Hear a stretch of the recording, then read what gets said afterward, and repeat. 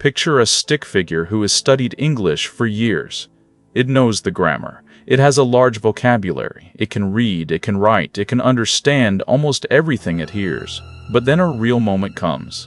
Someone asks it a simple question, in English, face to face, and suddenly its heart is pounding. Its mind goes completely blank.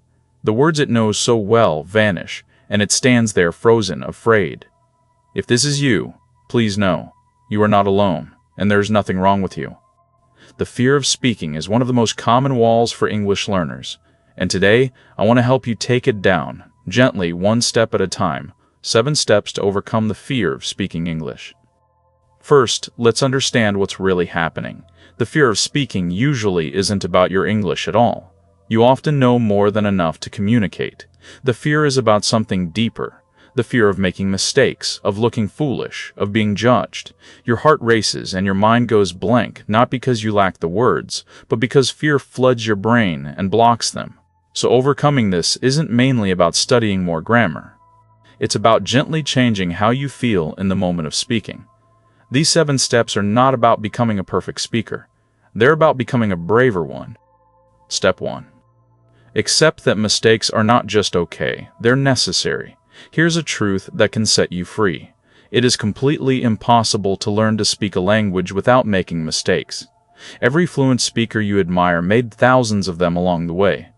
Mistakes are not a sign that you're failing. They're the exact process by which you learn. Each one teaches your brain something and gently corrects your course. When you try to avoid all mistakes, you avoid speaking altogether, and then you never improve. So instead of fearing mistakes, you can start to welcome them as proof that you're doing the brave, necessary work of learning. The person making mistakes out loud is learning far faster than the one staying silent and safe. So give yourself permission to make mistakes, out loud, on purpose. Before you speak, tell yourself, "It's okay if I get this wrong. I'm allowed to make mistakes. That's how I learn." You might even set a gentle goal to make a few mistakes today, on purpose. It sounds strange, but it takes all the pressure away. When mistakes become the goal instead of the enemy, the fear has nothing left to hold on to. Step 2. Know that listeners are not judging you the way you imagine. Inside our heads, we picture the other person silently criticizing every little error. But that picture is almost never true.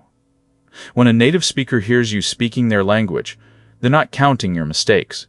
They're focused on understanding what you mean, and most of them feel something closer to admiration, because you're doing something genuinely hard. You're speaking a whole second language. Most people deeply respect that. Think about how you feel when someone speaks your language imperfectly. You don't judge them. You're patient, you're kind, you appreciate the effort. People extend you the very same kindness. The harsh judge you fear is almost always only in your own head. So when you feel that fear of being judged, gently challenge it. Ask yourself, would I judge someone for bravely speaking my language? Of course not. Then remember that the person in front of you feels the same. Picture them as what they usually are. Patient, understanding, and quietly impressed that you're speaking their language at all. You're not performing for a critic. You're communicating with a person who's on your side. Step 3. Start small and safe. You don't have to conquer your fear in one giant leap. In fact, you shouldn't try to. Confidence is built gently, in small, safe steps. If speaking to a stranger feels terrifying, don't start there. Start somewhere that feels safe. Talk to yourself out loud in English when you're alone. Then maybe speak with a kind friend or a patient language partner who understands your learning. Order a coffee. Ask one short question. Each small, successful moment quietly teaches your brain a new truth. That speaking English is safe. That you can do it. That nothing terrible happens. And on that foundation of small wins, real confidence slowly grows. So build yourself a gentle ladder. Start with the easiest, safest speaking you can imagine, talking to yourself or to a supportive friend. Master that until it feels comfortable. Then, take one small step up, a short exchange with a stranger, a slightly longer conversation. Don't leap to the top. Climb one rung at a time. Every small success makes the next step feel possible, and the fear gets quieter with each one. Step 4. Change your goal from perfect to understood. So much speaking fear comes from setting the wrong goal. If your goal is to speak perfectly, flawless grammar, no accent, the perfect word every time, then every tiny error feels like failure, and the pressure is crushing. But that was never the real point of language. The true goal of speaking is connection, to be understood and to understand. And here's the good news. You can be understood with imperfect grammar, a small vocabulary, and a strong accent. It happens every day, all over the world. When you let go of perfect and aim simply for understood, the whole act of speaking becomes lighter. You stop performing, and you start communicating. And communicating is something you can already do. So before you speak, quietly reset your goal. Tell yourself, I don't need to be perfect, I just need to be understood. If the other person gets your meaning, you have succeeded, completely, no matter how many small mistakes you made along the way. Celebrate being understood as the real win. It is. Perfect can come slowly, over years. Understood is available to you right now, today. Step 5. Prepare a few phrases ahead of time. A lot of speaking fear is the panic of the blank mind, that terror of not knowing what to say. You can quietly defeat much of it with a little preparation. Think about the situations you'll actually face: ordering food, introducing yourself, asking for directions, making small talk. And prepare a few simple, natural phrases for each one, in advance. When you have these ready, you don't have to build every sentence from nothing in the stressful moment. You have a few reliable, comfortable phrases to reach for. They act like stepping stones, giving you a stable place to start, calming the panic, and giving you room to relax into the rest of the conversation. So pick one situation you often find yourself in and get ready for it. Write down 3 or 4 phrases you could use: a greeting, a question, a way to ask someone to repeat themselves. Practice them out loud until they feel automatic. Then, in the real moment, those prepared phrases will be there waiting for you, steady and calm, while your mind catches up. A little preparation turns panic into quiet readiness. Step 6. Treat the nervous feeling as energy, not danger. Here's something fascinating about fear.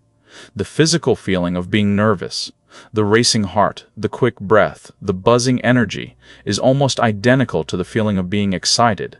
The only real difference is the story your mind tells about it. When you feel your heart race before speaking, you can label it as fear, and it becomes something to escape. Or you can label it as energy, your body simply getting ready, waking up, rising to meet a challenge. The feeling itself isn't your enemy. It's just energy. And as you speak more and more, that same energy slowly settles on its own. The nerves you feel today are not a wall. They're just your body, preparing you to grow. So next time you feel nervous before speaking, try gently renaming the feeling. Instead of, I'm so scared, try, I'm energized, my body is getting ready. It's a tiny shift in words, but it changes everything about how the feeling sits in you. And remember, this nervousness fades with practice. The more you speak, the calmer it becomes, until one day you'll barely notice it at all. Step 7. Speak often, because confidence comes after action, not before. This is the final and most important truth, and it turns everything around. We tend to believe we must wait until we feel confident before we start speaking, but it works the other way. Confidence is not the thing that lets you start. Confidence is the reward you get for having started, again and again. You don't think your way into being a confident speaker. You speak your way into it. Every conversation, even a clumsy one, even a frightening one, adds a little to your confidence. So you can stop waiting to feel ready. You will likely never feel fully ready. Instead, you speak before you feel ready, and the readiness arrives afterward, built from all those brave, imperfect attempts. So don't wait for the fear to disappear before you begin. It won't, not until you act.